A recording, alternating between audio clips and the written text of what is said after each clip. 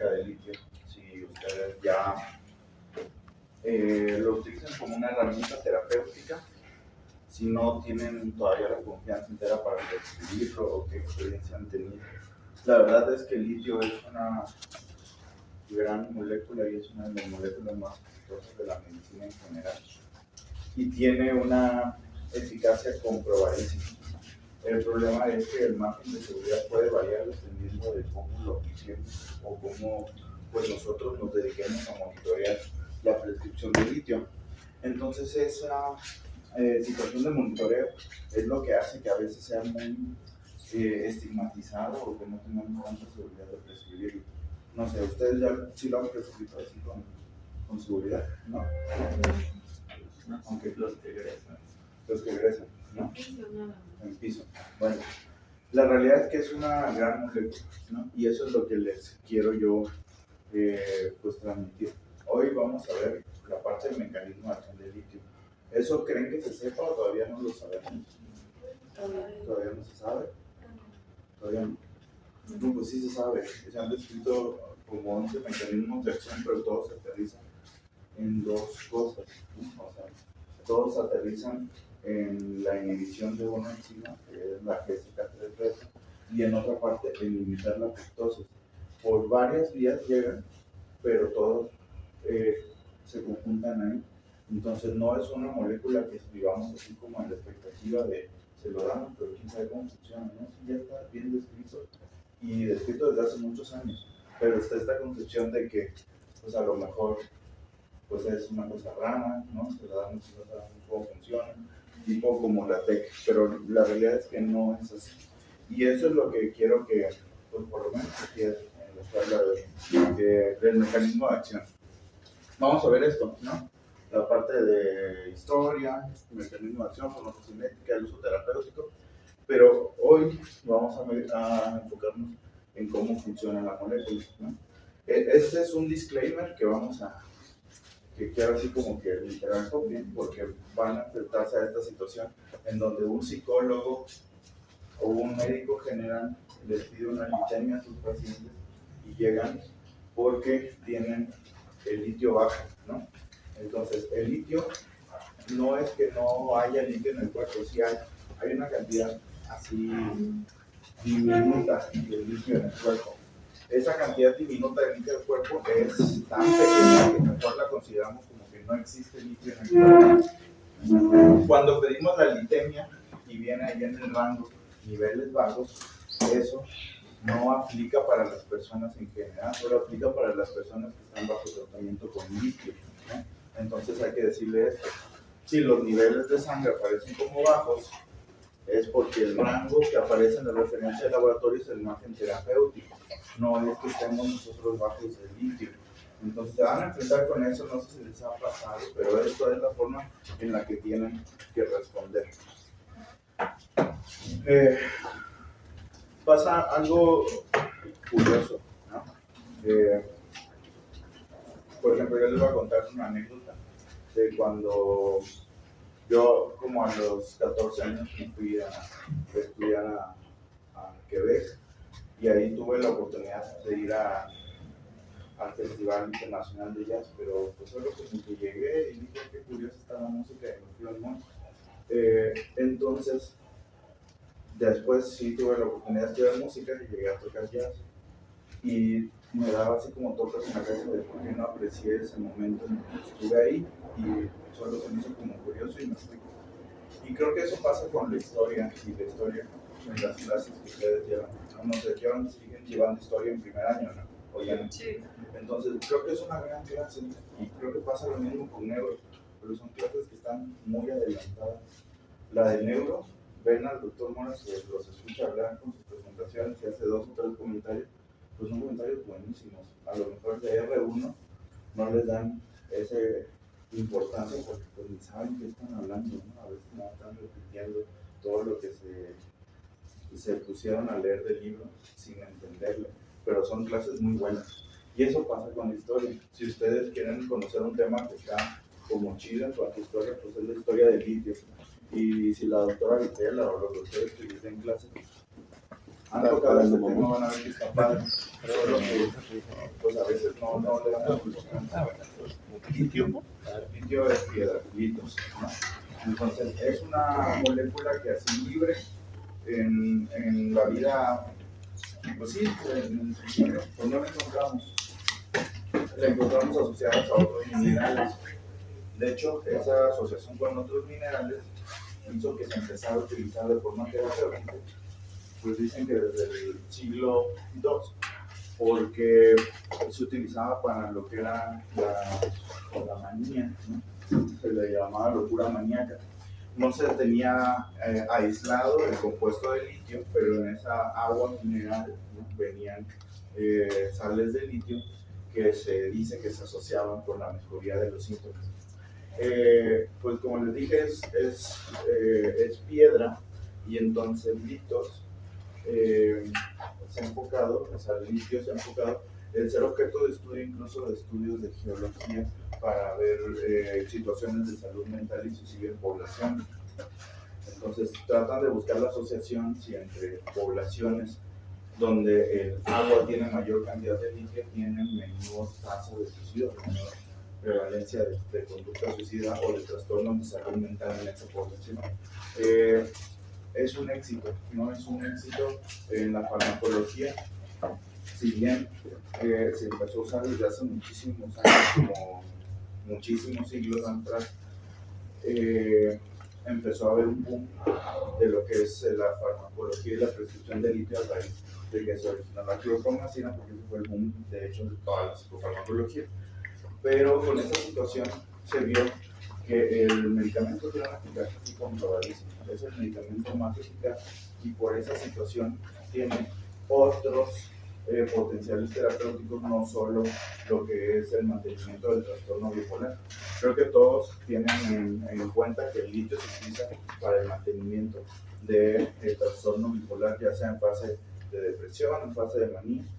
Eso ya lo tenemos, pero también tiene otros potenciales. De hecho, pues si se acuerdan cuando vimos la guía de trastornos afectivos de Nueva Zelanda y Australia, vimos que las estrategias que planteaba venían del MIDA, ¿no? Medication, increased doses y augmentation, venía como estrategia de potenciación en litio, ¿no? Entonces el litio ya está aprobado para una estrategia de potenciación en depresión unipolar, también como un agente antisuicida. De hecho, pues era el único agente antisuicida que teníamos a nivel farmacológico.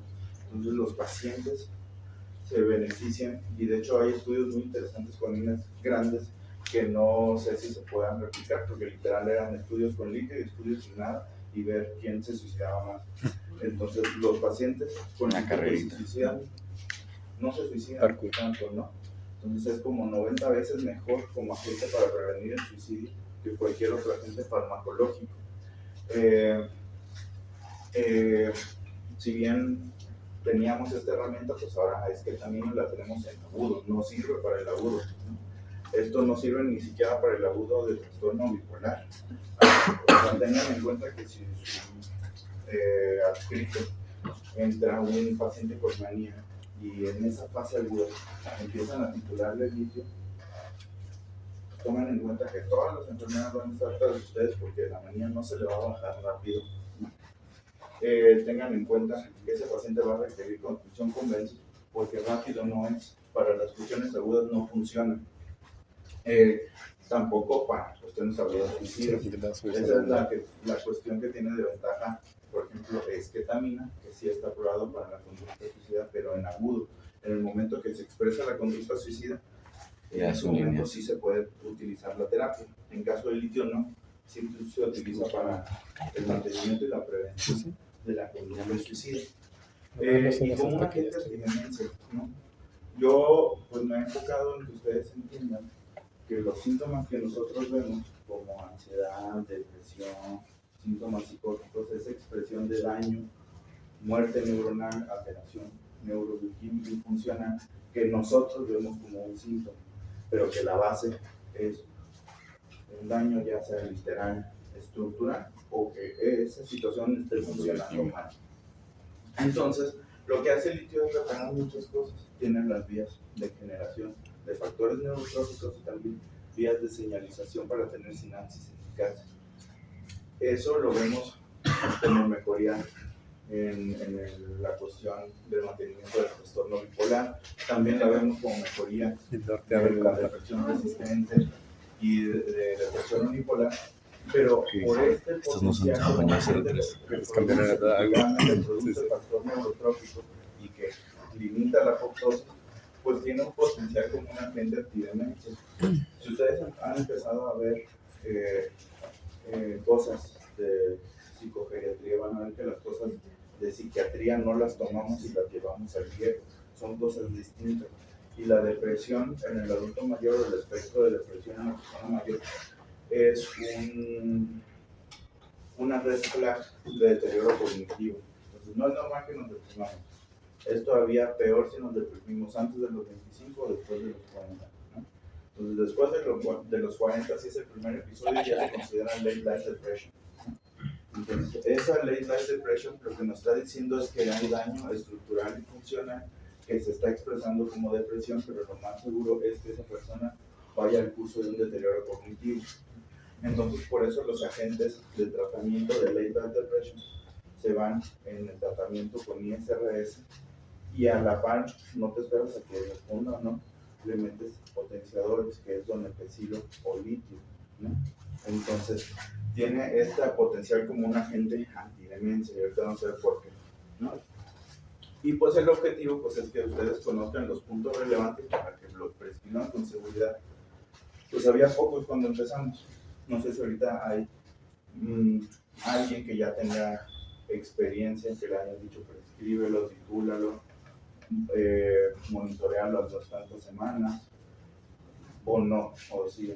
Bueno, entonces realmente es porque creo que ni los médicos que son adscritos, que van a estar en psicogeriatría, pues prescribía litio como agente antidemencia en late life depression, y estaba todavía el doctor Shimazaki y era así como, no, ¿por qué le das litio al viejo? Y no, o sea, está comprobado, pero hay mucho desconocimiento y yo lo que quiero es que tengan todas las herramientas de conocimiento para que lo que escriban con seguridad vean el potencial que tiene, vean lo buena que es esta molécula, pero que si tenemos poco cuidado, pues sí vamos a tener riesgos de que se intoxique o que tengamos cuestiones que pongan en peligro las vidas, ¿no? Que la verdad son raras, ¿no? Generalmente todos los pacientes, cuando hablamos de intoxicación, tenemos tres tipos de intoxicación con litio: crónica, aguda y crónica agudizada. Casi todos están en intoxicación crónica, están temblando nada más. Entonces, ¿qué situaciones pueden alterar y que sí se pueda hacer una cosa crónica agudizada? Pues la deshidratación y el poco consumo de sal, ¿no? Entonces, no sé si les ha tocado estos dichos del Fray, en donde dicen, no sé, que si hay luna llena, a los días se tener más esquizos, o que si viene guardia de luna llena, calor, los esquizos en la aumenta la manía. Bueno, esa tontería sí tiene algo que ver, porque quien regula el litio es el agua y la sal, ¿no? Entonces, de hecho, los primeros acercamientos a potenciar el litio era como un agente antihipertensivo, porque para que el litio funcione tienes que consumir sal, ¿no? Entonces el litio compite con la sal y entonces así hace su función con los receptores, porque también tiene potencial en algunas bombas de iones. Si no tomas sal, el litio no hace su función y solo se acumula. Esto puede pasar, entonces, si tú le prescribes litio a alguien y no le dices que tiene que mantener el consumo de sal normal, porque lo obvio, ¿no? Y resulta que su médico familiar le dijo que no consumiera sal porque tenía hipertensión, pues lo más seguro es que ese paciente vaya a la intoxicación, porque el litio ya no tiene con quién competir, se muere. Pasa lo mismo con la deshidratación. En estas temporadas de calor, pues lo que vemos no son con manías como tal, sino a lo mejor intoxicaciones crónicas agudizadas que cursan con agitación y conducta similar a la mania, porque si el volumen se pierde con la deshidratación, se concentra más alto, y este es un equilibrio que tiene que estar hacia el parejo. Si hay menos sal, pues acumula el litio, y si hay más sal, el litio no tiene para competir y de todas maneras se acumula en menor volumen. Entonces, ese dicho de que si vienen los calores aumentan las manías, pues yo creo que tendríamos que cambiarlo, que si vienen los calores, aumentan las intoxicaciones crónicas agudizadas que parecen manía, ¿no? Entonces, es una gran molécula, pero hay que tener en cuenta varias cosas. Esto es lo que les comentaba, ¿no? Del siglo II se empezó a usar el tratamiento para la locura maníaca con aguas minerales. Después se empezó a aislar en 1817, pero el potencial que tenía pues era este que les dije, de tratar la hipertensión arterial. Como no tenían cuidado y les daban sal de litio, esta situación lo que originó era un montón de intoxicaciones, entonces empezó a limitar el uso como antihipertensivo. Después, en el siglo XIX, se empezó a utilizar para el tratamiento de la gota porque ayuda a romper los cristales de ácido úrico, ¿no? Entonces, primero se empezó a utilizar para esa situación aguda de la gota, pero también había pacientes que el ácido úrico generaba síntomas a nivel del sistema nervioso central, y a esos pacientes que tenían locura gotosa les empezaron a dar litio para mejorar esos síntomas. Después ya Karl Lange, Karl y su hermano fueron los que se enfocaron en el uso ya como un agente farmacológico para salud mental. Ellos lo enfocaron a las depresiones, a los cuadros maníaco-depresivos, ¿no? Entonces ahí empezaron a utilizar el litio ya como un agente farmacológico para controlar estas acciones, ¿no? Estas manías. Pues lo usaban sin bases científicas, ¿no? De hecho, de cuando lo empezaron a utilizar a que se empezó a discutir en los foros de salud mental, pues pasaron como 60 años, ¿no? Pero cuando se empezaron a discutir en los foros de salud mental, fue impulsado porque se empezó a realmente investigar más la psicofarmacología a raíz de que se descubrió la clorpromazina, la inflamina, y vieron que el litio pues sí tenía unas bases científicas de cómo funciona. Yo a los que llegaron antes, pues les pregunté, ¿cuál es el mecanismo de acción del litio? ¿Se sabe o no se sabe? Y se la repito otra vez, ¿se sabe o no se sabe el mecanismo de acción del litio? ¿No se sabe o no lo sabe? No, yo no lo sé. Sí se sabe, pero ¿y no los sé. demás? O sea, ¿creen que se sepa o no sabemos todavía ni cómo funciona? Porque es un ion, te lo tomas y no se metaboliza, se excreta así inalterado en la orina, entonces quién sabe cómo funciona, ¿no? Yo según había leído que no se sabía todavía bien el mecanismo específico del litio. Pero funcionaba, pero... Okay. Pues no, sí se sabe bien, es lo que les digo, y es la parte en la que me voy a enfocar. Entonces, vamos a ver esto, ¿no? En general, todo confluye en dos cosas.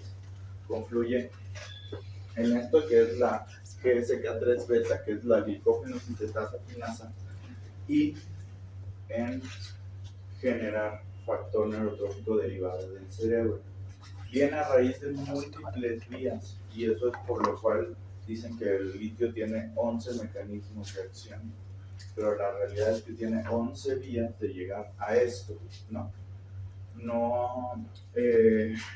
Algunas son cuestiones muy moleculares, entonces vamos a hacerlo de forma más general.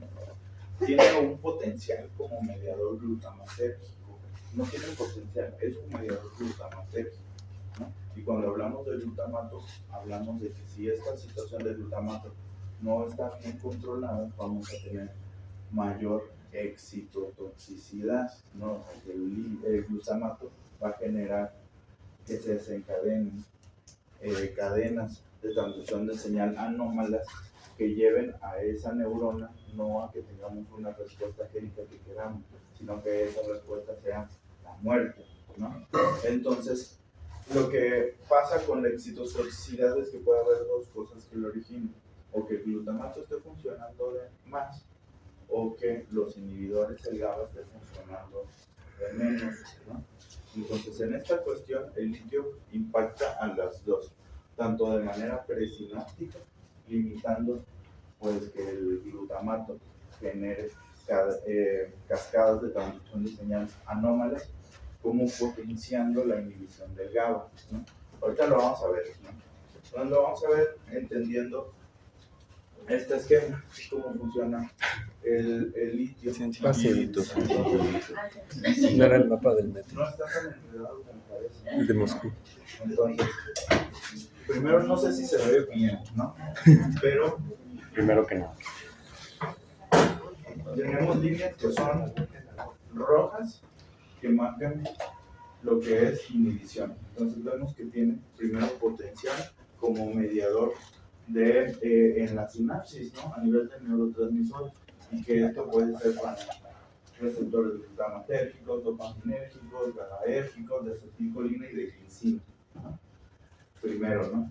Para esto, en algunos funciona como inhibidor, como el glutamato, en dopamina, acetilcolina y glicina, y en cuestión del GABA funciona como un agonista, ¿no? Tanto a nivel presináptico, porque aquí está verde, no sé si lo alcanzan a ver verde, pero este es verde, y este es posináptico y también es verde. Entonces, si recuerdan lo que les dije de la excitotoxicidad, vemos que había problemas mediados porque el glutamato funcionaba de más o porque el GABA funcionaba de menos. Solo entendiendo esta primera parte, vemos que aquí el litio, que es esto, ¿no? Es este. La forma que más utilizamos es esta, carbonato de litio, ¿no? A nivel presináptico en glutamato, pues inhibe que estos glutamatos que estén aquí a lo loco se peguen con estos receptores glutamatérgicos y limitan esta cadena de transducción de señal anómala. Cuando vimos la cadena de transducción de señal en antipsicóticos y antidepresivos, pues ustedes creían que eso era una pendejada, pero la realidad es que así entendemos todas, ¿no? Entonces, lo vimos como un potencial terapéutico de los ISRS, que a través de que se acoplen a proteína G, empiezan a generar una cascada que es todo esto, que entran al núcleo, al nucleolo, factores de transcripción, generan DNA y nosotros vemos generación de factores neurotróficos, ¿no? Eso aplica para cualquier cosa. En el caso del glutamato, vean, aquí inhibe, ¿no? Entonces este glutamato ya no se pega aquí en su canal al receptor NMDA, ¿no? Entonces por eso aquí, si se dan cuenta, no hay ninguna flecha, porque entonces inhibe de forma presináptica y no desencadena ninguna cadena, ninguna cascada de transducción de señal, ¿no? Entonces ahí está el primer mecanismo de acción. A nivel de glutamato, inhibe de forma presináptica la actividad del glutamato. Entonces no vemos ninguna cadena de transducción de señal. Vamos a ver con GABA, ¿no? Con GABA potencia la acción del GABA a nivel presináptico. Quiere decir que si todavía tenemos alguna situación mediada por glutamato que esté anómala y que esté generando cascadas de transducción de señal anómalas, si una cascada de transducción de señal es anómala, no va a generar un va a generar todo esto, estas reactivas del oxígeno y factores proinflamatorios que van a darle la señal a la mitocondria de que se destruya. La mitocondria libera todas las cuestiones tóxicas que tiene y la neurona se muere, ¿no? Eso es lo que genera la excitotoxicidad. Por eso, si la limita el litio, no se genera el daño y muerte neuronal. Si todavía hay glutamato ahí libre, el GABA que está potenciado de forma presináptica inhibe, ¿no? También hay procesos de forma interna que pueden llevar a la neurona por otras vías a generar productos proinflamatorios y especies reactivas del oxígeno que generen que esa neurona tenga las señalizaciones de muerte. Entonces, de forma posináptica, el GABA también potencia las acciones inhibitorias, pero ya dentro de la neurona. Entonces, si bien se ve todo enredado, no está tan enredado, ¿no? Entonces, quiero que lo entendamos. De hecho, también vemos que las líneas rojas tienen como gruesos distintos, ¿no? Quiere decir que la línea roja, con mayor grosor, tiene un mayor potencial como inhibidor. Entonces, el mayor potencial como inhibidor está a nivel de glutamato y a nivel de inhibir la glicosintetasa quinasa 3 beta, que es esta, que es donde les dije que todo cae. casi todo cae por diversas líneas. Aquí, si se dan cuenta, todas las líneas están casi cayendo acá y todas también caen en la neuroprotección limitando la apoptosis. Entonces vamos a ver más a detalle, ¿no? Pero, A ver si me pasaba, decía aumento de glutamato en un cuadrito rojo. ¿dónde es? Ajá. Ahí. Ajá. ¿Sí aumenta el glutamato o lo disminuye? Cuando hablamos de excitotoxicidad, hay dos caminos que se generan por cualquier cosa. Si tú le pones el nombre de esquizofrenia, vas a ver que el glutamato va a generar excitotoxicidad. Si hablas de demencia, si hablas de estrés, ¿no? Eso es excitotoxicidad. Los dos caminos por los que llegas es o porque el glutamato está aumentado en su actividad o porque esté disminuido el GABA. Aplica para cualquier cosa, para cualquier cosa. Esto es como para que entendamos que en el caso del litio ataca estas dos cosas que generan excitotoxicidad. No que la genere el litio, sino que los dos caminos por los cuales nosotros generamos daño y muerte neuronal son los dos caminos que limita el litio. No. Entonces, vamos a ver la vía, una de las primeras vías que son importantes, que es la vía del inositol, que es esta. Esta es una bomba de recaptura de inositol y entonces lo que hace es que limita la acción de recaptura de inositol. ¿Esto qué situación clínica nos importa? Pues nos importa porque vean a dónde va la flecha que se origina de la vía del inositol, ¿no? Entonces, a nivel intracelular, el litio lo que genera es, primero, una inhibición y una potenciación, ¿no? Primero potencia la fase mediada por la fosfokinasas, que es una vía en donde se señaliza la muerte, ¿no? La muerte a nivel celular se empieza a señalizar por aumento de las especies reactivas del oxígeno y productos proinflamatorios, y ese aumento le da una señalización a la mitocondria, porque es permeable, tiene un polvo permeable de mitocondria que se tiene que destruir. Se liberan más cosas y empieza a aumentar las especies reactivas del oxígeno, interleucinas, factores proinflamatorios, y entonces esa neurona empieza a detectar que ya está mal, que ya está vieja y se tiene que morir. Eso se desencadena cuando nosotros no limitamos esta vía del inositol, ¿no? Si el inositol baja, empieza la señalización de que esta cuestión se tiene que ir a la muerte. Lo que hace el litio es que limita la fase en donde se conjugan todas las fases de las fosfokinasas y ya no da esa señalización, y potencia las fases que sí necesitamos. Entonces, las fases que sí necesitamos es la fase de esta fase 1. Esto lo que hace es restablecer los niveles de calcio a nivel intracelular, y entonces el calcio, que es el ion que permea el poro de la mitocondria, está en niveles estables. Al tener esa señalización de que la mitocondria está estable, pues no tiene la señalización de muerte, y entonces esa neurona no se muere. Hasta aquí no acaba, ¿no? Porque vamos a no solo a limitar la apoptosis, sino a generar neuroprotección o sinaptogénesis. Entonces, la vía del mTOR, no sé si alguna vez lo han escuchado, pero por ejemplo, yo que trabajo con esketamina, es una de las vías con las que trabajamos, ¿no? Porque la esketamina es mucho menos complejo que esto, ¿no? Pero vamos a generar factores neurotróficos derivados del cerebro. Ese factor neurotrófico derivado del cerebro a nivel neuronal, hablando de esto de esketamina, ¿no? Genera un botoncito sináptico. Este botoncito sináptico no quiere decir que ya tengas una sinapsis. Ese botoncito, si no va y se pega a otra neurona, no se vuelve una sinapsis eficaz. Todavía no han rotado por fallo, pero a lo mejor ya escucharon esto de la poda neuronal. Entonces, la poda neuronal es un proceso que se da porque el niño genera muchas sinapsis, pero esas sinapsis requieren recursos, ¿no? La neurona no se alimenta de carbono, se alimenta de factores neurotróficos. Y si ven, es un desmadre generar factores neurotróficos. Entonces es muy demandante para una neurona estar generando factores neurotróficos. Entonces, si no se utilizan, se desechan las sinapsis. Eso es lo que pasa con la poda neuronal para que no demande tanta energía generar factores neurotróficos.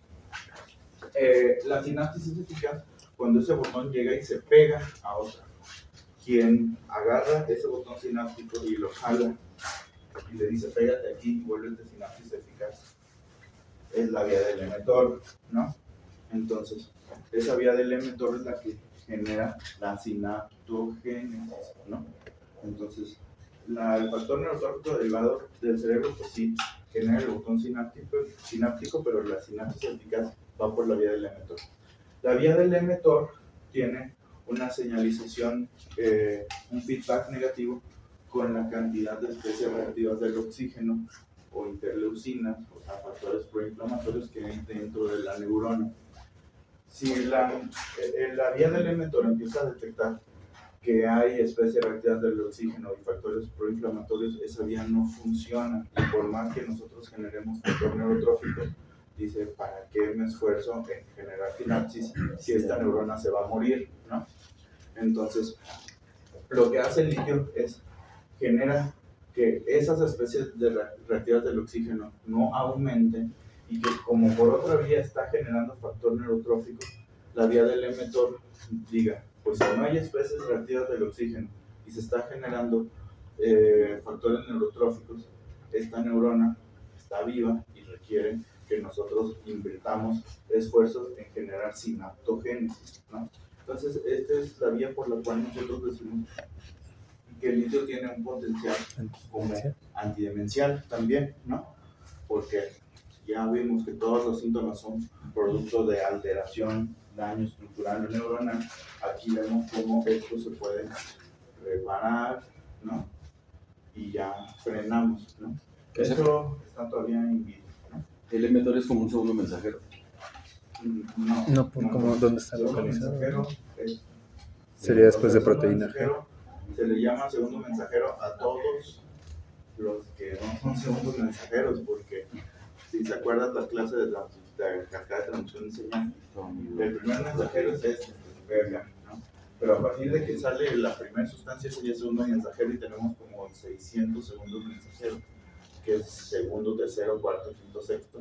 Como nos da hueva, les decimos segundos mensajeros. Pero no, esto es una vía que se estudió mediante la inhibición, o sea, le daban rifampicina y inhibían la sinaptogénesis. Entonces, no es un segundo mensajero, es una vía aparte, ¿no? Este es el segundo mensajero por excelencia, el AMP cíclico, lo vimos en esta clase, ¿no? Vimos que había dos cosas importantes, las fosfoquinases y el AMP cíclico, ¿no? Aquí ya más o menos entendemos que sí eran importantes. Entonces, esa es la vía por la cual funciona a nivel del SGB, que es esto: sodio ioinositol transportador. Entonces, ya nada más como para hacer un resumen de esta primera vía, ¿no? Promueve la vía en fase 1 para disminuir el daño mitocondrial, ¿no? Entonces, a través del inositol, esta vía es la que hace que la mitocondria esté estable a nivel de calcio y que ese poro no esté permeable y no diga que se tiene que morir la neurona, ¿no? ¿Eso ya se entendió? Sí. Okay, no. Después, bloquea la recaptura de inositol por bloqueo del Smith y aumenta la inyección de GSK. Eso creo que no se las dije. Entonces, como esta señalización que se desencadena para que la neurona se muera, ¿no? Uno, la potenciamos donde sí queremos potenciarla y la bloqueamos. Entonces, esta señalización que normalmente tendría que ir hacia acá abajo, hacia el generar interleucinas y especies reactivas del oxígeno, hacemos que bloquee la glicosintetasa quinasa 3 beta. Y lo que va a hacer este bloqueo es que sea una selección más adecuada de los factores de transcripción, ¿no? Entonces, el factor de transcripción que potencia el litio es el que dice que, ¿no? Lo que va a hacer es que tenga la selección más fácil de productos génicos y la generación de una respuesta eficaz para producir factores neurotróficos derivados del cerebro, ¿no? Entonces, ahorita lo voy a mencionar más, pero también por esa vía de la captura de inositol bloqueamos la GSK3B, ¿no? Entonces les dije, si hay 11 mecanismos, pues, pero casi todos aterrizan o en que se disminuye la apoptosis o que bloqueamos la GSK3B. Entonces después, inhibición de la señalización de apoptosis por la mitocondria. Entonces regula los niveles de calcio, el poro ya no es permeable y esa mitocondria no se destruye. Esa mitocondria al no destruirse no aumenta los niveles de especies reactivas del nitrógeno y no está la señalización de que esa neurona se tiene que morir. ¿Va? ¿Así se entendió eso? Y ya después promueve la sinaptogénesis porque como estamos bloqueando la GSK3 beta y generando productos génicos pues ya seleccionados que queremos ya factor neurotrófico derivado del cerebro y porque ya no está dentro de la célula las especies reactivas del oxígeno, la vía del emetor entiende que esa neurona está funcionando chido y que requiere generar todo el esfuerzo para que tenga sinaptogénesis, ¿no?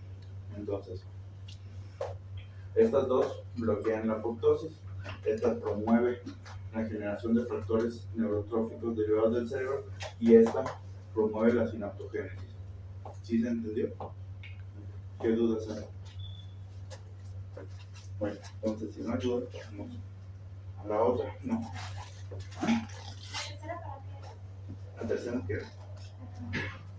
No, yo ya me estoy. No. ¿Cuál era? O sea, la de... El punto 3. La de estabilización de los niveles de calcio. Entonces, el poro de la mitocondria ya no tiene ahí problemas y ya no se destruye. Entonces, la otra vía es la vía de la neurotransmisión como tal, ¿no? Entonces ya vimos que tiene una inhibición tanto del glutamato, pero también de dopamina, GABA, acetilcolina y glicina, y una potenciación a nivel del GABA, ¿no? Entonces el litio va a tener una acción presináptica y también va a tener una acción posináptica. No, volvemos a esta. Entonces, pues ya vimos con el glutamato que va a inhibir toda la señalización anómala de excitotoxicidad del glutamato. Entonces, como la inhibe de forma presináptica, aquí ya vemos que no se desencadena ninguna cascada de transducción de señal. Entonces, al no desencadenar cascada de transducción de señal anómala, pues potenciamos que no haya eso, especies reactivas del oxígeno o interleucinas, y esa neurona está funcionando bien. A nivel de dopamina pasa lo mismo, ¿no? Tiene una acción principalmente de inhibir las cascadas de transducción de señal generadas por dopamina cuando estas se generan de manera anómala. Si esto lo traducimos para que lo entiendan mejor a la cuestión de la vía mesolímbica, ahí como hay un montón de dopamina que está funcionando mal, tenemos síntomas psicóticos positivos, ¿no? Entonces, imagínense qué es eso, lo que está mediando, o sea, no quiere bloquear toda la sinaptogénesis, toda la señalización desencadenada por dopamina, sino la que está anómala, ¿no?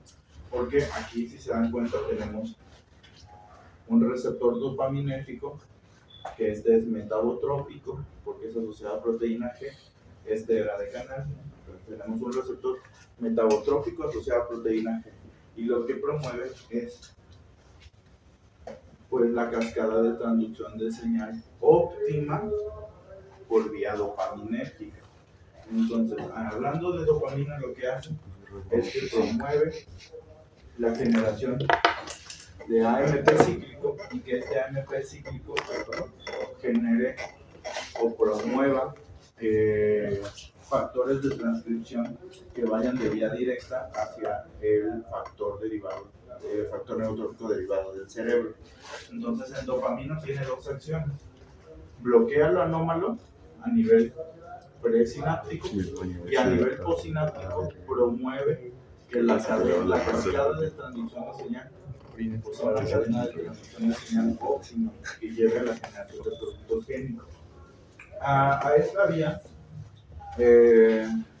está la fosfoquinasa, ¿no? En esta vía de la fosfoquinasa, si se dan cuenta, también hay cuadritos como señalizados con naranja o blancos con el borde naranja. Es porque también tiene un potencial como un agente regulador cronobiológico. Entonces, al momento de mediar, esto es también por la vía de receptores ionotróficos asociados del glutamato, ¿no? Tiene un potencial para generar una señalización por vías de fosfoquinasas que vayan a regular el eje hipotálamo hipófisis adrenales, y con esto tiene un potencial como un agente regulador cronobiológico también aquí a nivel de la señalización. Pero bueno, eso es otra cosa, ¿no? A nivel de GABA, entonces ya vimos que también promueve que de forma presináptica haya inhibición, y entonces ya bloqueamos las vías de la excitotoxicidad, que son ¿cuáles son las vías de la excitotoxicidad?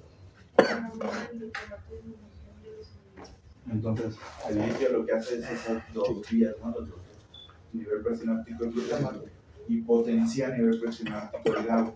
Y a nivel postsináptico también bloquea que haya segundos mensajeros que sean segundos mensajeros que vayan a generar cascadas anómalas, y promueve que todo sea hacia generar sinaptogénesis, porque esta vía, que es un factor de transcripción, sea más eficaz. Promueve que tampoco se muera la neurona porque limita la fosforilación del DNA, y con eso limita la señalización de que esa neurona se tiene que morir. Entonces, a raíz de generar todo esto, llegan a generar factores neurotróficos que generan sinaptogénesis o neuroprotección. Entonces, en resumen de esta vía, pues es, primero, la vía de la fosfoquinasa regula la expresión de corticotropinas, promueve la regulación del eje. Eso es el potencial que tiene como un agente cronobiológico. Eso está así de forma potencial, no se utiliza en realidad. A nivel de glutamato, inhibición de las terminales presinápticas de glutamato. Entonces, como inhibe de forma presináptica, no desencadenamos todo el desmadre del glutamato y la neurona se mantiene íntegra. No hay más señalización de muerte, la mitocondria no se destruye, la vía del mTOR, como estamos generando factor neurotrófico, genera señalización para sinaptogénesis. Por cuestión de dopamina, inhibe la activación irregulada de dopamina a nivel presináptico, ¿no? Y a nivel postsináptico promueve la señalización adecuada mediante la inhibición de la glicosintetasa quinasa 3 beta, generando factores neurotróficos. No generando directamente, sino promoviendo que factores de transcripción sean los adecuados para seleccionar los que queremos de vía rápida para generar factores neurotróficos. En cuanto al GABA, pues es una vía regulada de segundo mensajero del AMP cíclico. ¿Qué quiere decir esto? Que si hay segundos mensajeros de AMP cíclico que vayan a señalizaciones anormales o que vayan dirigidas a que esa neurona se muere, estas son las que limitan, y promueve que haya señalizaciones por segundos mensajeros de forma óptima y de forma seleccionada y rápida para generar neuroprotección, factores prácticos, ¿no? Y de las acetilcolinas son acciones menores que no las mencioné. Y creo que en general esto es lo que quería tocar hasta aquí. Parece un desmadre, ¿no? Y lo es. ¿En qué se atoraron? Porque quiero que sea lo más sencillo posible para que entiendan que sí tiene razón de por qué tiene este potencial como un agente para un montón de cosas, por qué sí lo tenemos que utilizar de manera segura, y por qué los pacientes cuando les dicen litio pues también se asustan porque han tenido malas experiencias con médicos que le recetan 3 tabletas y los ven en 3 años. Entonces no hay que caer en eso y hay que utilizarlo y posicionarlo como la herramienta que es. O sea, así no mames, sí funciona. O sea, sí les digo, eso sí funciona. Así un chingo, ¿no? Entonces, eso es lo que les quiero transmitir a través de que vean que sí existe. O sea, no es que no sepamos. Sabemos cómo funciona. Hay mucho desconocimiento, ¿no? Entonces, te lo trato de poner de la forma más fácil. Las 2 vías en cómo funciona, entonces, como resumen es limitando la apoptosis y promoviendo la generación de factores neurotróficos a través de un desmadre de procesos. Pero esas son las 2 cosas que hace, ¿no?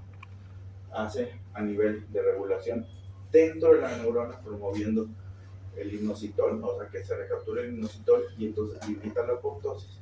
Y a nivel del espacio sináptico, en los botones sinápticos de forma presináptica, inhibiendo el desmadre que te genera el glutamato, y posináptico, limitando ese mismo desmadre y generando cascadas de transducción de señales óptimas para que esa neurona funcione, se repare y esté chido, ¿no?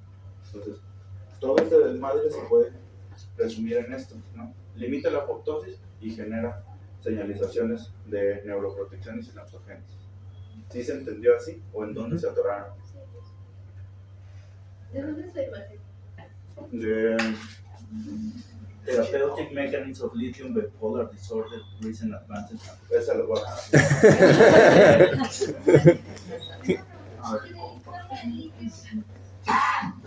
Es un mineral. Y ahorita que hay tanto rollo con los minerales, con el litio. Las tierras raras. Pues yo creo que sí, yo creo que se va a acabar. Yo creo que sí, entonces aprovechan. Acumula. Es el Ya próximo. cuando se acabe le recetan así 3 chupadas a su batería. A los periódicos de las de reloj. ¿Dudas? ¿Preguntas o algo? Bueno, entonces, Yo tengo una duda como un poquito salida de lo del litio. Partiendo de eso de que el factor neurotrófico disminuye la incidencia de demencia, ¿también aplicaría como para otros antidepresivos que implican como vías similares? ¿O? sí, pero no todos son igual de eficaces, ¿no? O sea, cuando, hablando de demencia, ¿no?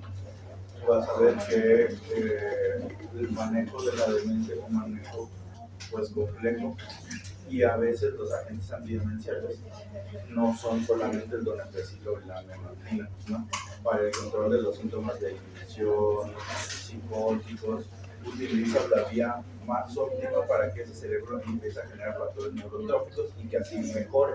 Entonces, las guías de manejo de síntomas conductuales o de síntomas psicóticos en demencia ponen en última opción a los antipsicóticos, porque las opciones que tienes que utilizar son ISRS, agentes psicopatología, memantina, y el abordaje dual, ISRS y donepezilo, ISRS y memantina. Si eso fracasa, ya te vas a los síntomas psicóticos y el origen es este, ¿no? O sea, tú lo que quieres regular para que mejore esa persona con demencia es esto, no esto, ¿no? Si tú le das el antipsicótico pensando que tiene síntomas psicóticos, esa persona con demencia, te estás quedando en esta vía nada más. Y lo que tú quieres para arreglarle ese desmadre de síntomas psicóticos, conductuales, es esta vía, ¿no? Entonces, por eso las vías te dicen ISRS, donepezilo, ISRS y memantina, porque esos dos promueven esto, ¿no? Ok, ¿No? gracias. Entonces, dudas, preguntas, comentarios. De todas maneras, la próxima clase repasamos esto, ¿no? Les paso las bibliografías, ¿no? Y lo retomamos. Si hay algunas dudas de aquí a esa fecha, pues las volvemos a aclarar, si no empezamos a avanzar, ya ver otras cosas de